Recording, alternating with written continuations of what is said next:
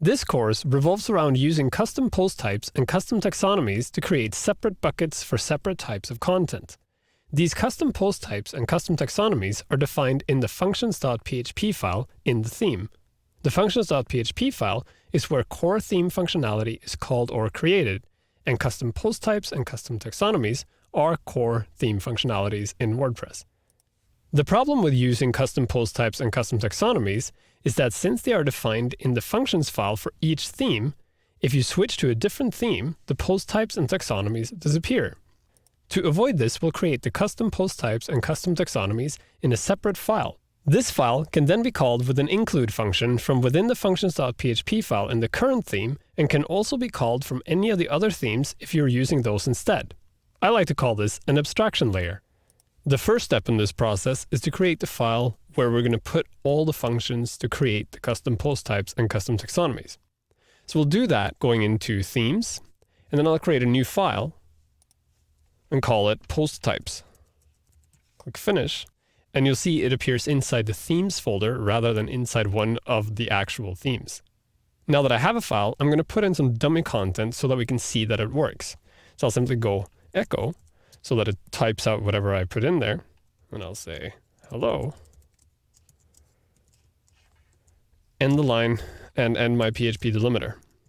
Now if I save this and go back to my browser and reload the front page, you'll see that nothing happens. That's simply because although we made the file, we haven't yet called it into the theme. So that's the next step.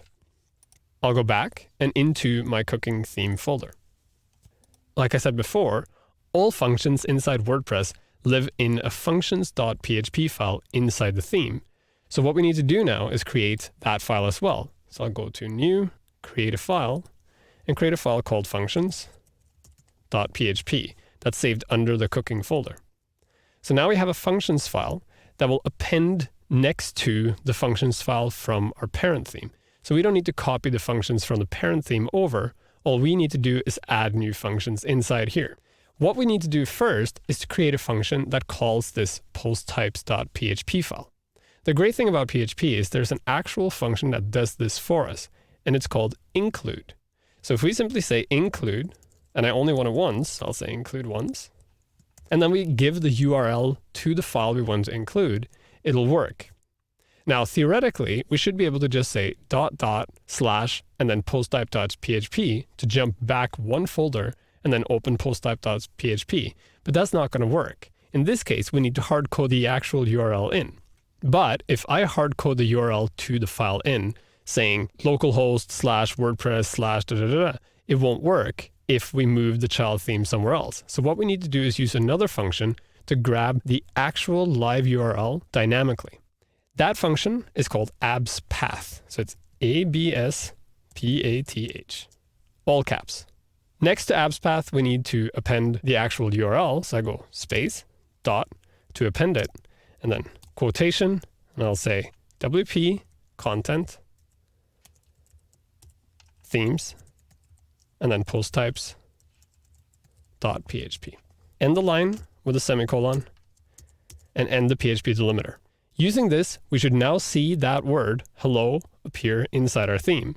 So I'll save it, go back to my browser, reload, and you'll see hello appears here at the very top.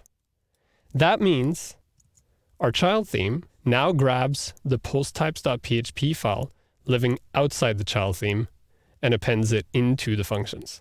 Now, just for ease of use, I've added this code into my code snippets file. So you can simply go in here and copy that code out if you can't remember the exact syntax. But just to reiterate, it's include once, abspath, which points to the core site of where the site is. So it would be www.yoursite.com, and then we append the rest of the address here.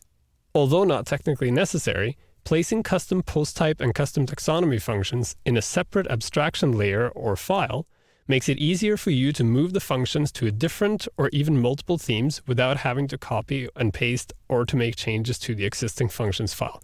Furthermore, if you run several themes with the same post types, you can change one file and have these changes permeate throughout all the themes. Simply put, You put all the important stuff in one central location and just call it from there, rather than putting all the important stuff in each individual location.